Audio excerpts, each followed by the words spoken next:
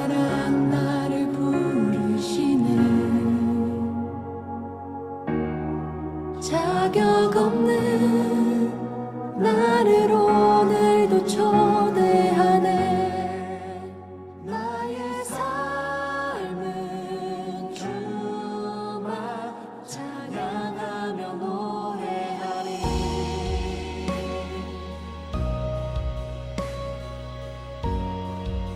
함께 고백합시다. 끝이 없는 그 사랑 나를 부르시네. 주의 사랑 나는 그걸로 충분하네.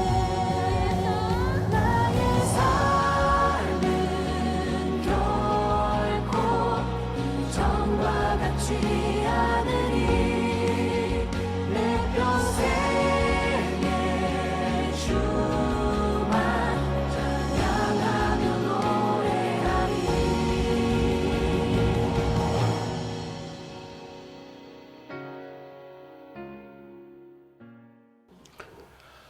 수년 전에 가정연구소에서 이런 통계를 발표했던 적이 있습니다.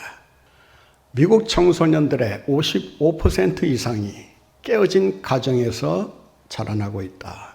절반 이상의 청소년들이 깨어진 가정에서, 무너진 가정에서 자라나고 있다라고 하는 것도 충격적인 사실이지만, 깨어진 가정에서 자라나는 청소년들이 장차 결혼을 하고 가정을 이루었을 때 깨어진 가정에서 자라나면서 보고 배운 부정적인 시각들이 그대로 가정에 투영되어 나타날 때 또 다른 형태의 깨어진 가정이 존재하지 않겠느냐라고 하는 것입니다. 다시 말하면 깨어진 가정이 깨어진 가정을 낳는다라고 하는 것입니다.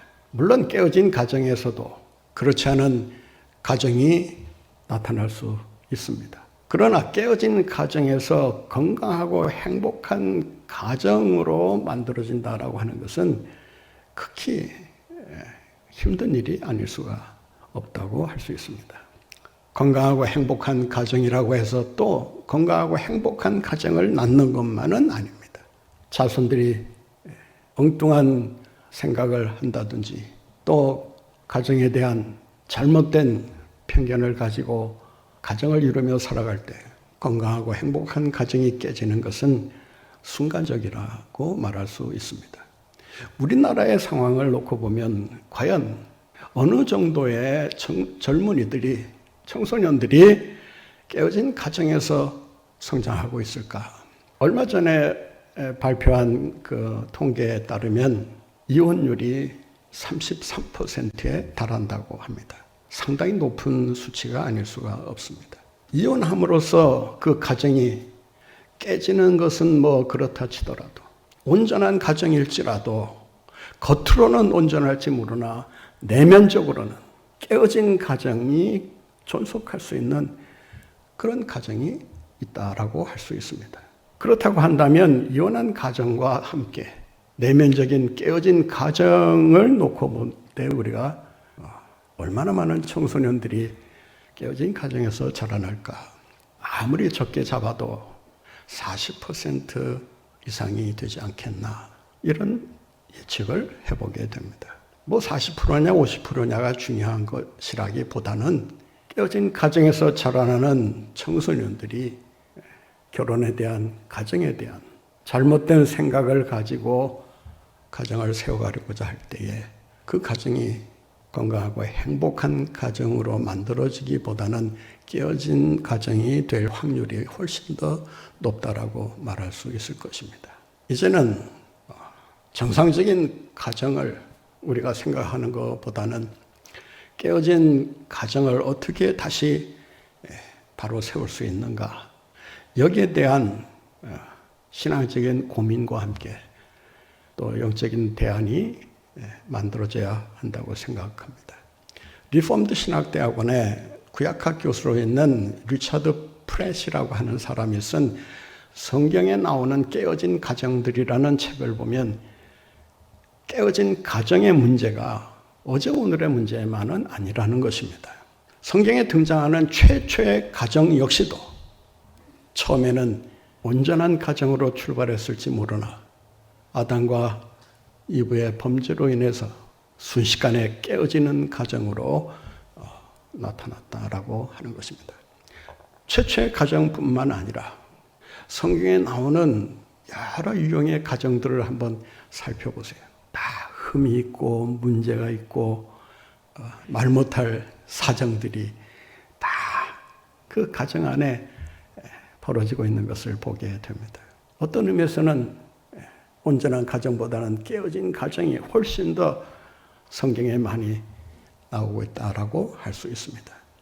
그는 깨어진 가정을 일으키기 위해서 반드시 그 가정이 해야 할 일이 하나 있다라고 말을 합니다. 그것은 예수 안에 가정을 담으라는 것입니다. 왜냐하면 예수 안에 있는 가정은 예수께서 깨어진 가정일지라도 치유해 주시고 회복시켜 주시고 새로운 멋진 가정으로 만들어 주시기 때문에 예수 안에 우리의 가정을 담기 위해 힘써야 한다는 것입니다. 오늘 본문 말씀에 보면 아주 이상적인 그 가정의 그 화해하는 모습이 나오고 있습니다. 오늘 본문만 보면 이대로 가면 이 가정은 틀림없이 서로 화해하면서 아름다운 가정을 만들어 가겠구나라고 생각할 수 있습니다. 그러나 이러한 그 문제 해결이 있기 전 이 가정의 문제가 무엇이었느냐라고 우리가 생각하면서 그 문제를 들여다보면 쉽게 해결할 수 없는 원한의 문제, 미움의 문제, 증오의 문제, 복수의 문제, 보복의 문제 이러한 것들이 뒤엉켜 있다는 것을 알 수가 있습니다. 요셉과 형제들의 관계는 편치 못했습니다. 요셉과 다른 형제들과의 불화와 반목이 계속될 수밖에 없었던 결정적인 원인은 야곱에게 있었다라고 할 수 있습니다. 왜냐하면 야곱은 가장 사랑했던 아내 라헬과 그 라헬이 늙음하게 낳은 요셉을 다른 배다른 형제들보다 자녀들보다 훨씬 더 아끼고 끔찍하게 사랑했기 때문입니다. 그가 얼마나 요셉을 참 귀하게 생각하고 또 만족하게 여겼는가. 창세기에 보면 요셉을 낳고 야곱이 고향으로 돌아갈 결심을 굳힙니다. 당장 고향으로 돌아갈 수는 없게 되었지만 요셉을 낳자마자 고향으로 돌아갈 결심을 했다는 사실은 무엇을 말하느냐? 이제 이곳에서 내가 할 일은 다 했다라고 하는 생각이 있었기 때문이라는 것입니다. 그 이후에 벌어지는 그 크고 작은 사건들을 우리가 살펴보면 요셉과 형제가 가까이 하기엔 너무나 먼 당신으로 그 관계가 바뀌고 있었다라고 하는 것입니다. 아버지의 보호를 받으면서 이 막내에 불과한 요셉이 형들을 무시하면서 짖고 까부는 행동을 서슴지 않게 됩니다. 눈에 가시처럼 보였던 이 요셉을 형제들이 보다 못해 벼르다가 제거할 음모를 뿜입니다. 그때가 온 것입니다. 도단이라고 하는 지역으로 형들이 양떼를 몰고 양을 치기 위해 먼 길을 떠납니다. 먼 길을 떠난 형들의 안부가 궁금했던 야곱이 요셉에게 심부름을 시킵니다. 아마 먹을 것을 싸서 보냈거나 그들이 여행 중에 마실 수 있는 음료라든지 이런 거를 아마 준비해서 요셉을 통해 보냈다고 하는 것입니다. 그런데 요셉이 가까이 오는 것을 보게 된 형제들이 기회는 이때다라고 생각하면서 그를 쳐서 죽일 생각을 하고 있습니다. 그를 애굽의 종으로 판 것은 나중에 유다가 중재를 해서 주일 거 뭐 있냐 그냥 종으로 팔아버리자. 그래서 형제들이 못 이기는 채 요셉을 종으로 팔아버린 것입니다. 실상은, 팩트는 이거예요. 죽이려 했다는 거예요. 그가 올 때 형제들이 어떤 식으로 반응했는가를 성경은 자세하게 기록하고 있습니다. 아버지에 대한 원한, 그리고 아버지를 믿고 까부는 이 동생에 대한 원한이 얼마나 사무쳤는지, 동생임에도 불구하고 동생을 그 자리에서 쳐서 죽이자라고 음모를 꾸밉니다. 구사일생으로 요셉이 구덩이에서 건짐을 받아 종으로 팔려갑니다. 그 뒤에 요셉의 운명이 어떻게 바뀌게 되었는가는 우리가 말씀을 통해 잘 알고 있습니다. 여러분 한번 생각해 보세요. 종으로 팔려간 요셉이 어느 날 식량을 구하러 애굽으로 갔는데 그 식량 공급을 책임지고 있는 총리가 자신들이 팔아버린 죽이려 했던 요셉임을 알아보았을 때 과연 이들이 어떤 식으로 반응을 했겠느냐. 그야말로 기절초풍하지 않았겠어요. 이런 그 불화와 반목이 계속되는 가운데서 요셉의 마음에 큰 트라우마가 생긴 것입니다. 아무리 그래도 그렇지 형들이 나를 죽이려 하다니.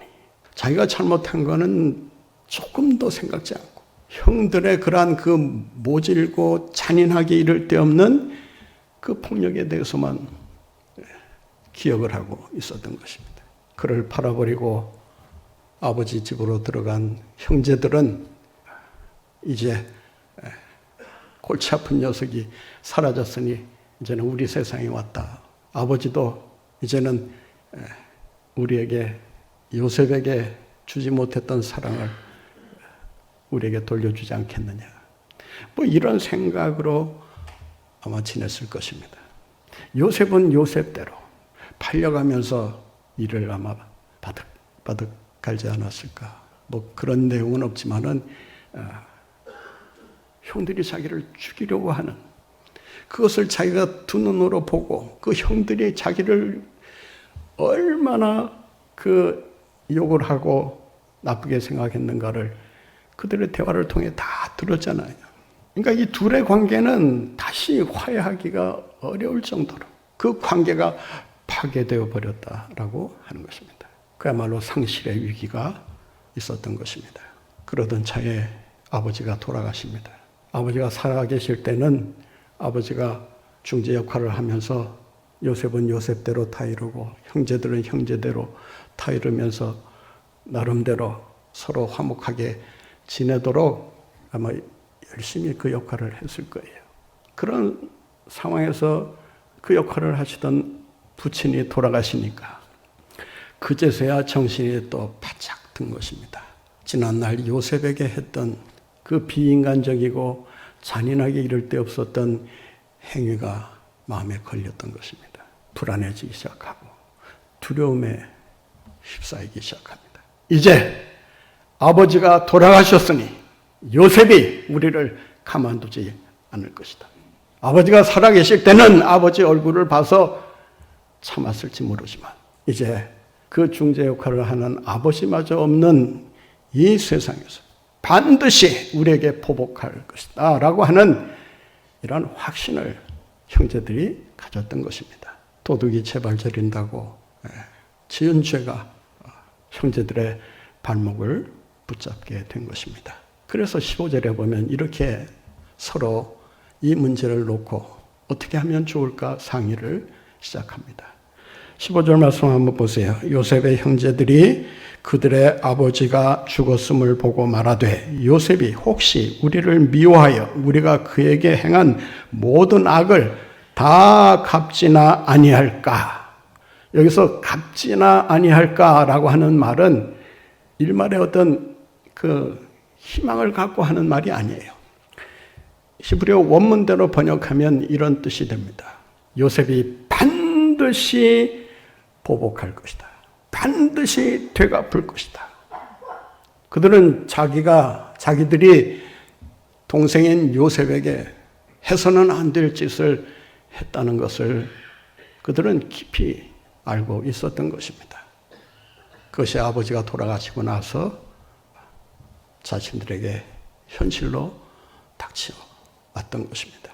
그래서 이 형제들이 이 문제를 해결하기 위해서 사람을 요셉에게 보냅니다. 보내면서 아버지가 이렇게 유언하셨다. 그러니 아버지의 유언대로 형제들을 용서해야 한다라는 식으로 이 문제를 에둘러 요셉에게 전합니다. 오늘 본 말씀 16절 17절에 보면 아버지의 유언이 이렇다라고 하면서 아버지의 유언을 이렇게 이야기합니다. 실제로 그 유언을 평소에 하셨는지 돌아가시기 전에 이런 말씀을 남겼는지 그거는 정확히 알 수 없습니다만은 아버지의 뜻이 뭐 어디 가겠어요? 아무리 사이가 나빠도 형제들이 서로 화목하기를 바라고 서로 용서하면서 서로 우위 있게 살아가는 것을 보고 싶은 것이 아버지의 마음이니까 굳이 유언이 아니더라도 아버지의 마음을 그대로 표현하고 있다라고 할 수 있습니다. 17절에 이렇게 말합니다. 너희는 이같이 요셉에게 이르라. 이 야곱이 한 말이에요. 내 형제들이 네게 악을 행하였을지라도, 여기서 악은 단수가 아니라 복수입니다.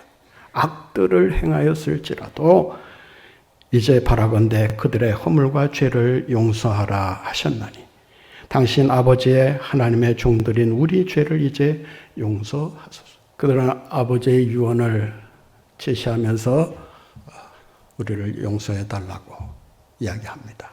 직접 요셉을 만나 단도직입적으로 우리가 잘못했다. 그러니 용서해다오.